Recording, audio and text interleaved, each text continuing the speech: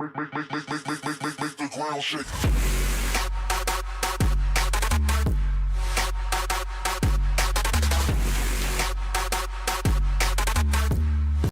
Yo, what is going on, guys? We're playing some NHL 16 once again here today, doing some NHL 17 prediction videos. We're doing the Pacific Division ratings this week, and let me tell you what, this division is just loaded with good teams. I'm saying, like, honestly, I couldn't tell you right now who's going to go out and win this division. The top three teams are all elite teams. But what we're going to do, we're going to try to do the best to go over the overalls. You know, you got to consider how they played last year going into the season. Not saying this is how their overalls will be at the end of the season, but that's what I'm putting them at here to start this season. Coming in at number 7 is the Canucks. Seems like a kind of simple one to me. Maybe other people think differently, but, you know, their wheels just fell off of this team at the end of the season last year. They ended up with 75 points, 88 overall in 2016. The Sedin sisters' numbers were down. Verbata played poorly. Ryan Miller only had 17 wins. Very down year for the Canucks. Like I said, just end of the year, they couldn't buy a win, let's be honest. So I think, you know, definitely one, you know, a team that's going to see an overall go down. Their team gets older, not younger as well, so that's also a concern for me and, you know, the future of the Canucks. So we're going to go ahead here and give them an 86 overall, 85 offense, 86 defense, and an 86 on the goalie. Coming in at number 6 is the Coyotes. Had an 86 offense, 87 defense, 86 goalie last year, 86 overall. 2.54 goals per game, 24th in the league. 2.98 goals allowed per game, that was 28th in the league.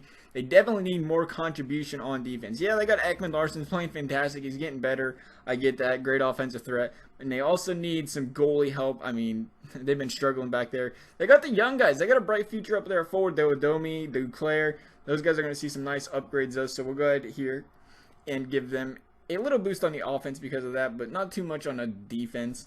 So we're going to give them, like I said, 87 overall. We'll bump their offense up to an 88. Still 87 defense, 86 goalie. You don't see them changing too much here from one season to the next. Next on the list is the Edmonton Oilers. They had 91 offense, 88 defense, 85 goalie last year. 88 overall, 70 points. And I feel like this is a hit or miss kind of team. They're a playoff contender or they're tanking. They had 2.43 goals per game last year, 26. That's surprising, actually, that they, you know, that offensive firepower that they was that low in the league in scoring. What's not surprising is that 2.95 goals against average they had last year, 27th in the league. Talbot did all right for them. He had a 917, but, you know, 2.55 goals against average because of that poor defense which was around him, which is why they went out there and attained Adam Larsson. They had a surplus at forward, so they traded Hall, got Larson. We'll see how that helps them. They got Draisaitl, McDavid, Everly, Nugent, Hopkins still up there in that forward line. Definitely got some firepower. We'll have to see how this team does this year. Like I said, I could see, you know, if they can put it together on defense and start scoring some goals on offense, they could be a contender, but at the same time, they could do what they did last year and not put it together and be a contender for tanking. So we're going to give them an 88 overall. We're going to keep them on 91 offense because that's what EA gave them last year, and I don't see it going down because of that reason. But coming in at number 4 is the Calgary Flames. Had 88 overall last year, 77 points, 2.79 goals per game last year was 10, 3.13 goals against average was last in the league. So I'm not sure why they had a 92 defense last year. But Ramo, Hiller, poor goaltending last year. That's why they went after Brian Elliott here in the offseason. Hopefully he can fix that. Some people might be, you know, still questioning if Elliott can take over as a full-time goalie and do great, but we will see how he does this year. The defense can still grow, though, even though it is poor. They're still young and growing, like I said. They got Gaudreau and Monahan on, you know, the offense that keep playing good as well. So I do think they do have a great chance of, you know, putting together a better season than they did last year at least because of, you know, the young guys, the talent. They fix up the goalie a little bit. So we'll see how they do this season. We're going to give them a 90 overall on offense, 86 defense, 86 goalie, and 88 overall. Coming in at number 3 is the LA Kings, and this is where it gets a little sticky on what team to put where in the top 3. I think they're all real close together, but we're going to keep them, you know, right around here, number 3. So they had 2.72 goals per game last year, 14th, 2.34 goals allowed per game. That was best for 4th in the league. Obviously, solid defense, solid goalie. That was backed up, well, solid goalie, elite goalie. Depends how you look at it. But, you know, offense was led by Kopitar and Carter. How about Toffoli last year? That guy is becoming a young stud, putting up some good numbers. Only, 24 years old. So, you know, he could be a real nice bright spot for these guys on the offensive side. So, you know, expect them to stay. I'm expecting them to stay around close to their overall they had last year. That's why I'm going to give them a 90 offense, 91 defense, 94 goals. So a 94 overall, or 91 overall, sorry.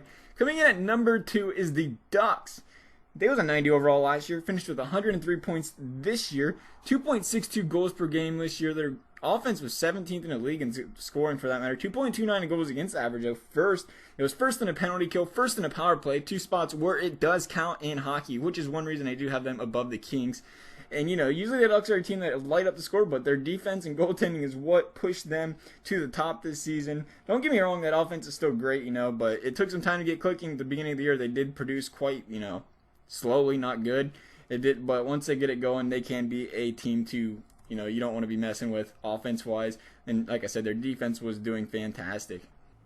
So we're going to give them 90 offense, 93 defense, 88 goalie, and a 91 overall. Coming in at number 1 is the Sharks. I think you got to give them, you know, there was an 90 overall last year, but Stanley Cup team, I think EA is going to give them the highest overall in that division for that reason. Like I said, they might be one of those deals where do you expect them to win the division next year? Maybe not. But at the same time, going into the season, they was a Stanley Cup team. So you got to consider that when you're giving them an overall. Martin Jones had a great first-year campaign for him. Personally, I'm not the hugest fan of their defense, but at the same time, you can't go wrong with it. They was 2.52 goals allowed per game. That was 11th in the league. 2.89 goals per game, or 2.52 goals allowed per game. Let me get that straight. That's defensive stat, not offense. 2.89 goals per game. 4th in the league. That's the offensive stat. But, you know, their offense played great last year. Thornton, Pavelski, Burns, all of them were near point per game players. 3 guys on one team. A lot of teams can't even get 1 guy. So we're going to give them a 93 on offense, 91 defense, and an 89 goalie, as you see right there. We're going to give them a 92 overall.